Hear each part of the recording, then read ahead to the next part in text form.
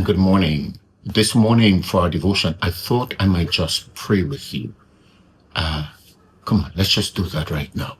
So God, in Jesus' name, for the person who is listening to this, I pray your hand be upon their lives so that in the events that will happen during today and this week, you will show up with your grace and your purpose to see them through it. I pray, God, that the incidents, opportunities for them to become misguided will be avoided. I pray, Father, that you will alert for the temptations of the enemy and the solicitations of sin when they seem to be going in the wrong direction. You show up, God, and lead them out of it. For the person who is listening to this, Father, I pray that your favor and your grace will be toward them,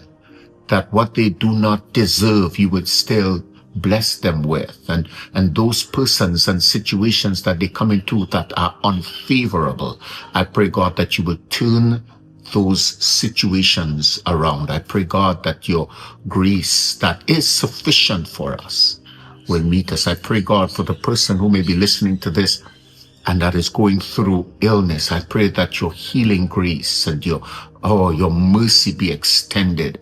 We don't deserve what you give to us, but oh God, when you do give it, we are so grateful. So I pray, Father, that in our faith and gratefulness, in your ability and in your desire for us, we begin to thank you now for healing, for deliverance, for moving obstacles from in our path, for bringing us into the situations that you desire and that you have designed for us. I pray, God, that the vision that you have for us will come to fruition. I pray, Father, the details of the plan, you will work it out with us.